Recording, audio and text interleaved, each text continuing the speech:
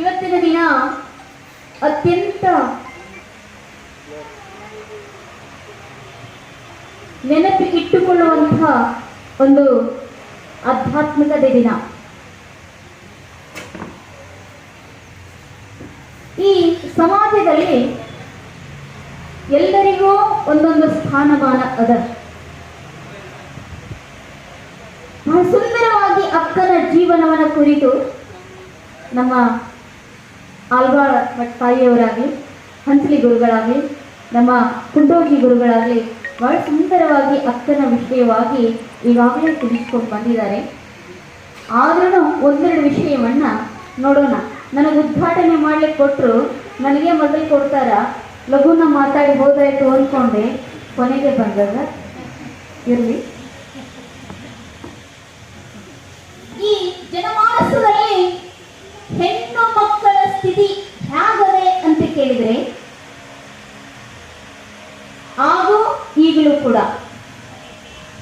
ಮೊದಲು ಅತಿ ಪೂರ್ವ ಕಾಲದಲ್ಲಿ, ವೇದದ ಕಾಲದಲ್ಲಿ ಕೆಲವೊಂದು ಋಕ್ಕುಗಳನ್ನ ಹೆಣ್ಣು ಮಕ್ಕಳೇ ಬರೆದಿದ್ರು.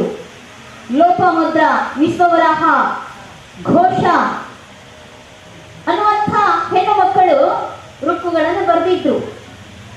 ತದನಂತರದಲ್ಲಿ ಸ್ವಲ್ಪ ಕಾಲಾಂತರ ಕಳೆದ ಮೇಲೆ ಯಾರು ಬಂದರು ಅಂದ್ರೆ ಶಂಕರ ಭಗವತ್ಪಾದರು ಬಂದರು. ಆ ಕಾಲದಲ್ಲಿ ಮಣ್ಣನ ಮಿಶ್ರಣ ಹೆಂಡತಿ ಭಾರತಿ ದೇವಿ. ಅದಕ್ಕಿಂತಲೂ ಪೂರ್ವದಲ್ಲಿ ಯಾಜ್ಞವಲ್ಕ್ಯರು ಬಂದರು. ಯಾಜ್ಞವಲ್ಕ್ಯರನ್ನ ತನ್ನ ವಾದದಲ್ಲಿ ಸೋಲಿಸಿದವಳು ಗಾರ್ಗೇಯಿ ಮೈತ್ರಿ ಅಂತ ಅವರು ಕೂಡ ವಿದ್ಯಾವಂತರಾಗಿಯೇ ಇದ್ರು. ಅದು ಕಳೆದ ನಂತರ ಕಾಲಾಂತರದಲ್ಲಿ ಎಂಥ ಒಂದು ಪರಿಸ್ಥಿತಿ ಬಂತು ಅಂತ ಕೇಳಿದ್ರೆ, ಹೆಣ್ಮಕ್ಕಳಿಗೆ ಸ್ವಾತಂತ್ರ್ಯನೇ ಇರಲಿಲ್ಲ, ದನಿ ಎತ್ತಿ ಮಾತಾಡುವ ಶಕ್ತಿನೇ ಇರಲಿಲ್ಲ, ದನಿ ಎತ್ತುವ ಶಕ್ತಿ ಇರಲಿಲ್ಲ, ಕಳ್ಕೊಂಡ್ಬಿಟ್ಲು. ಯಾಕೆ ಅಂದ್ರೆ ಮನು ಹೇಳಿದ, ಪಿತಾ ರಕ್ಷತಿ ಕೌಮಾರೆ ಭರ್ತ ರಕ್ಷತಿ ಯವನೆ ರಕ್ಷಂತಿ ಸ್ಥಾವಿರೇ ಪುತ್ರಾನ್ ಸ್ತ್ರೀ ಸ್ವಾತಂತ್ರ್ಯ ನ ಮರುಹತಿ ಅಂತ ಹೇಳ್ಕೊಂಡು ಬಂದಿದ್ದ. ಏನಂತ ಹೇಳಿದ? ಬಾಲ್ಯದಲ್ಲಿ ತಾಯಿ ತಂದೆಗಳ ರಕ್ಷಣೆಯಲ್ಲಿ ಕಳಿಬೇಕು, ಯೌವನದಲ್ಲಿ ಗಂಡ ಹೆಂಗ್ ಹೇಳ್ತಾನೋ ಏನ್ರಿ, ಅಡಿಗೆ ಮಾಡೋದ್ರೆ ಅಡಿಗೆ ಮಾಡಬೇಕು, ಮಕ್ಕಳ ಹಡಿ ಅಂದ್ರೆ ಮಕ್ಕಳ ಹಡಿಬೇಕು, ಒಳಗ ಕುಂಡಿರ್ಬೇಕು, ಹೊರಗೆ ಬರುವಂತಿಲ್ಲ. ಜೈಲಾಗಿತ್ತು, ಜೈಲವಾಸ ಆಗಿತ್ತು ಹೆಣ್ಣು ಮಕ್ಕಳ ಜೀವನ. ಅಂಥ ಒಂದು ಕಾಲವನ್ನ ಮೀರಿ ಸಾವಿರಾರು ವರ್ಷಗಳ ಪರ್ಯಂತರವಾಗಿ ದಾಸ್ಯ ಶೃಂಖಲೆಯಲ್ಲಿ ಬೆಳೆದಿದ್ಲು ಹೆಣ್ಣು, ಬೆಳೆದಿದ್ದು. ಅದು ಕಳೆದ ಕಾಲ 12ನೇ ಶತಮಾನದೊಳಗ ಬಂತು ನೋಡ್ರಿ ಮತ್ತೆ ಕಾಲ ಏನ್ರಿ. ಬಸವಾದಿ ಪ್ರಮುಖರು ಇಡೆಗೆ ಅವತರಿಸಿ ಬಂದರು. ಯಾಕೆ? ಯದಾ ಯದಾ ಹಿ ಧರ್ಮಸ್ಯ ಗ್ಲಾನಿರ್ಭವತಿ ಭಾರತ ಅಭ್ಯುತ್ಥಾನಂ ಅಧರ್ಮಸ್ಯ ತದಾತ್ಮಾನಂ ಸೃಜಾಮ್ಯಹಂ ಪರಿತ್ರಾಣಾಯ ಸಾಧೂನಾಂ ವಿನಾಶಾಯ ಚ ದುಷ್ಕೃತಾಂ ಧರ್ಮ ಸಂಸ್ಥಾಪನಾರ್ಥಾಯ ಸಂಭವಾಮಿ ಯುಗೆ ಯುಗೆ.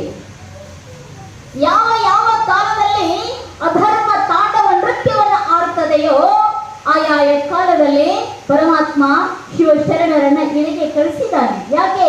ಈ ಜಗತ್ತನ್ನು ಉದ್ಧರಿಸುವುದಕ್ಕೋಸ್ಕರವಾಗಿ, ಮನುಷ್ಯನ ಮನಸ್ಸನ್ನ ಸುಧಾರಿಸುವುದಕ್ಕೋಸ್ಕರವಾಗಿ, ಒಳ್ಳೆಯ ಮಾರ್ಗದಲ್ಲಿ ನಡೆಸುವುದಕ್ಕೋಸ್ಕರವಾಗಿ ಸಂತ ಮಹಾತ್ಮರು ಶರಣರು ಆಯಾಯ ಕಾಲದಲ್ಲಿ ಹುಟ್ಟಿ ಬಂದಾರೆ.